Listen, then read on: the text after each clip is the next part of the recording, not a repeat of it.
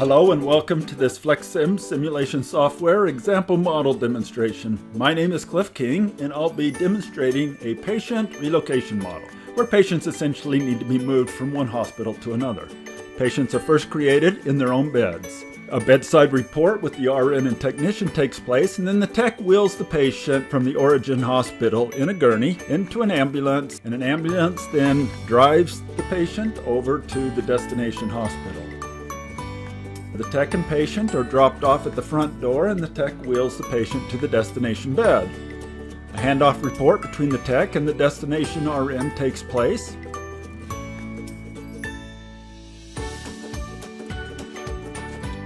The tech takes the gurney back to the origin hospital by going over to the curbside, waiting for an ambulance. After the arriving patient exits the ambulance, the tech and gurney can take the vacated ambulance back to the origin hospital, where the tech will wheel the gurney back to the inpatient unit. And the cycle repeats.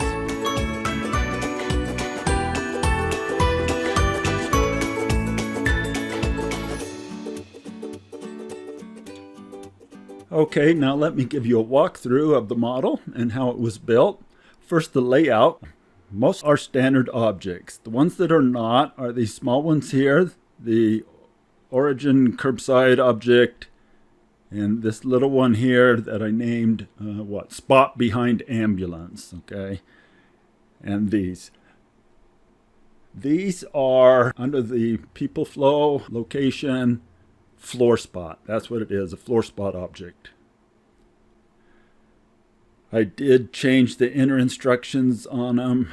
For instance, on this one here, if I go over and look at the inner instructions, it's been changed from the default floor spot template to custom and then everything removed.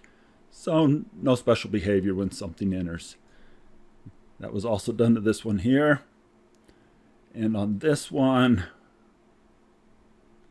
the enter instructions, custom, when anyone enters, I put their X and Y at 0.5. So this unloading zone, called dest amb loading zone, and the dest curbside object, they're also floor spots. The other thing that's important to note is these ambulances are not transports, they are staff. I used the staff object.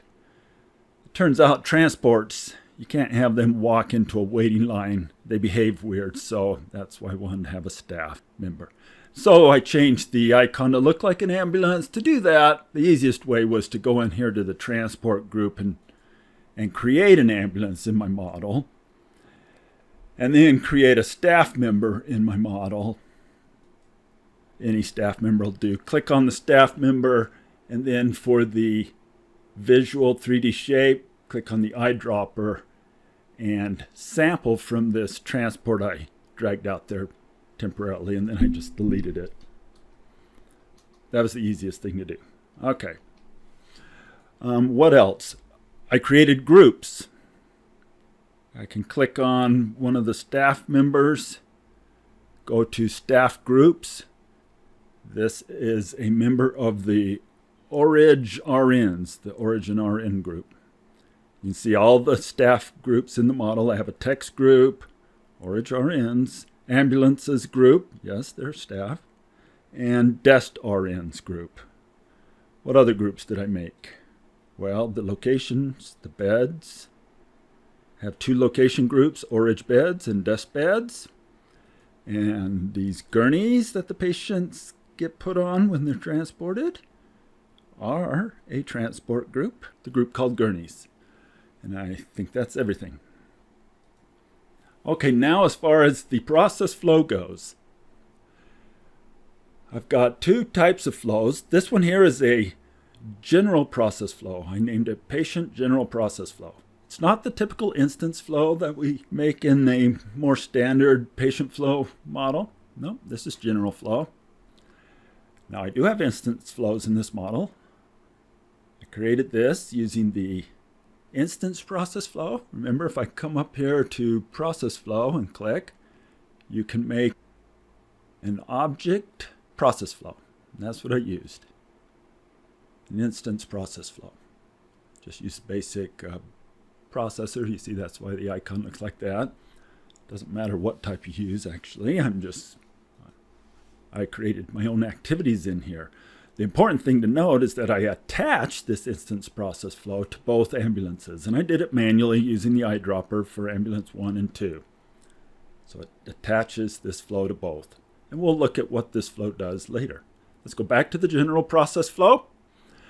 It begins with a source, 1 token per orage bed, and 1 token per patient I'm going to put in the bed right when the model starts. So this will begin with 4 tokens arriving right at the beginning of the model. 1 token for each patient I want to create and put in an orage bed. Then the token passes through the create patient activity, and I assign the patient that I'm going to create, the 3D patient out in the model, to the label called patient on the token, so I can reference it later. And the destination for where this patient will be placed will be in one of the orage beds. And how'd I do that? Well, I wrote a little code here. I set a variable called member rank to whatever the input of this current activity is. So the first token that enters, the get stat for the input will be a 1 and set member rank to a 1. If it's the second token to enter, it'll be a 2, 3, and 4. And so I use that here by returning the destination as being a reference to the group called orage beds and the rank of 1, 2, 3, or 4. That's the way that worked. Okay. Then I give the patient a random appearance. I set the position of the patient in the bed, because otherwise they may not be at a position that I want them to be in to lay down properly in the bed. And then I run an animation called lay down. It's one of the animations of a patient. And yeah, just defaults for that. And you can see when I start running the model, watch the orage beds. As soon as I hit the, let me slow it down a little bit. As soon as I hit the run button, they'll be placed in there, located, and then they're starting an animation to lay down. I don't know if you saw that or not. Okay. Next, I split the token so that I can do 2 things in parallel. I want to acquire the gurney and tech over here and move the gurney to the patient. Have the tech move the gurney to the patient. And then over here, I'm acquiring an RN, an orage RN, and having the RN walk to the patient. Once they both have walked there, we join up the tokens and we do a bedside report with a process time delay. Then I can release the RN, don't need the RN anymore. Then I'm going to move the gurney into the tech and then move the patient into the gurney. Because using this is a the move gurney to patient activity is this one here, move equipment. And it'll move it to the destination, which was the patient, but then it doesn't put it inside the patient, it just sets it to the side in model space. And that's why I need to, down here, get the gurney moved into the tech and the patient into the gurney. Because what's going to happen next is the tech's going to walk to the waiting line, this waiting line right here, to wait for a curbside spot and then wait for an ambulance. I want 1 tech at a time here in the curbside object waiting for an ambulance to pull up. Okay, and a couple positions to get the gurney positioned properly so it just looks good. It'll look like the tech is pushing the gurney, even though the gurney is really inside of it and the patient is inside the gurney. Get those positioned right. And then this one here, I'm setting a variable on the tech that I referenced with token.tech called walk loaded animation. Now, you probably wouldn't have known that and would have needed help doing this yourself, but there is a variable on all staff members and patients called walk loaded animation, and depending on the text for that, it will determine the animation that gets played when the staff or patient is carrying something. And anytime an object is inside a staff member, it's considered carrying it, and it'll do this walk loaded animation. And there's an animation called push wheelchair, which works nicely. The arms look like they're holding on to the gurney out in front of it. Okay, so that's that. Now the tech walks to waiting line. So this activity right here, we'll have the acquired tech walk to the Orage curbside waiting line. This is this activity here called the waiting line activity. It's an HC subflow. Okay. Then we acquire the Orage curbside, and if we can acquire it one at a time, then we will have the tech walk to the Orage curbside. So now all we need to do is tell the tech to walk places, and we know that the gurney and patient are going to go along for the ride.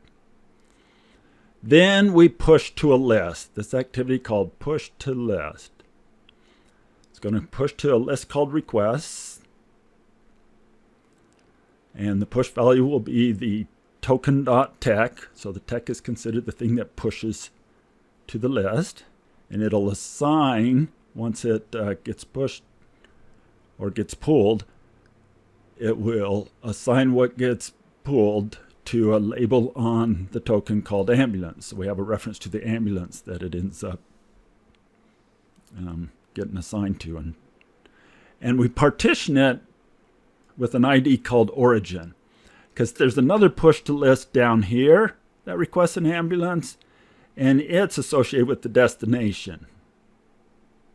Okay, that's for the techs when they're coming back and trying to get on an ambulance. They're going to push to a list when they hit this curbside here and request an ambulance to get a ride back with. And so we have one list called request, and it's a global list. See, global list called request. But we're going to partition our requests according to where they're requesting the ambulance from, either the origin or the destination. Then we wait. So pushing to the list kind of hands over control to the ambulance flow, process flow, and now it's up to the ambulance process flow to pull someone waiting at the Orage curbside. So the tokens in here, each token that gets created, and it's just one token per instance, will be associated with a particular ambulance, either ambulance 1 or ambulance 2. Then that ambulance will wait in line, so that'll cause it to walk. Call it walk, but its legs won't be moving. It'll basically just come up into the line. Once it gets in the line, to the end of the line, it will then try to pull from the list, and it'll wait here. The token will wait here if it cannot pull something, if there's no one in the origin curbside object. Okay. The item it pulls will be a tech that is requesting an ambulance, and it'll be assigned to a label on the token in this flow called tech. And it's only going to pull from the origin partition. Once it pulls something from that list, then we're going to have the ambulance, which is the current instance, walk to the Orage Am loading zone, this object here. Then we wait for an event. We wait for the tech to enter the ambulance. The on entry of the current object is the ambulance. Then we have a wait in line activity, which will cause the ambulance to walk to this other waiting line at the destination over here. Once it gets there, then we try to acquire the unloading zone. This one here, the dest am loading zone object. Once it acquires that, it can walk to it. The ambulance can. And then we do a move object. We move the tech that we reference with token.tech into the model space. Get it out of the ambulance. We release the unloading zone. And then we pull from list. So before we can drive away, we try to pull from the list with the partition of destination to see if there's any tech waiting here that we can take back. Okay? Then we wait for an event of the tech to enter the ambulance. Now this has 2 ports, right? Connection 1 goes here, connection 2 loops back around. How do we get it to loop back around? Well, we use a max wait timer of 0. So if there's not some tech waiting right now, it will release the token to connection 2, which will loop back around. But if there was something there, it goes through port 1. If it was able to pull something from the list. And it waits for the tech to enter. Once the tech enters, then we have the ambulance walk to this line, the orange amb waiting line. We move the ambulance into the line. We delay for the line traversal. Needed a little bit of time to make sure the ambulance drives down before we move the tech out into model space. And then this loops around again. All right, so how does that synchronize with what's going on over here? So we pushed to the list. We waited for an ambulance to finish traveling.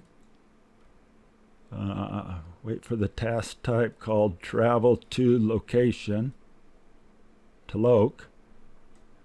Once that task type finishes, the onFinish task was the event, and we're looking for a specific event type, then the token can proceed, which will have the tech walk to the spot behind the ambulance. Then we move the tech into the ambulance, we position the tech, we release the orange curbside object, and if we run it, you can see that happening.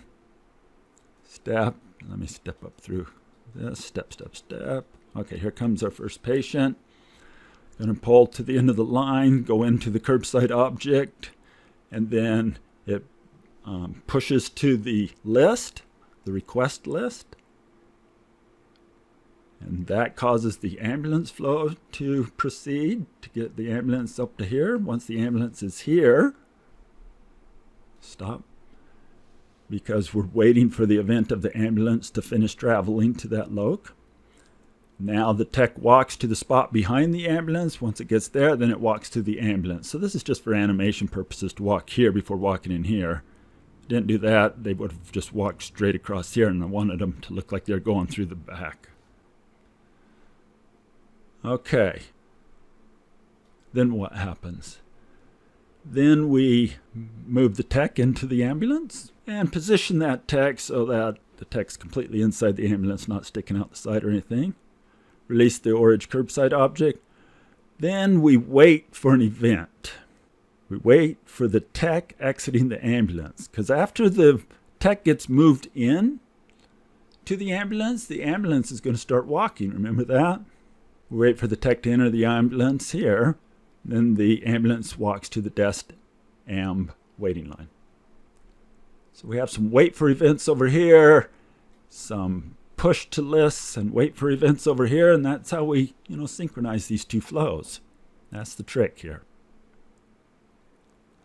Needed to put a little breathe in here. I called it. It's just a process time of 0 to make sure the tech completely exits the ambulance before proceeding. Okay, exits the ambulance up here. It'll be put into model space right next to where the ambulance was in this loading zone here at the destination.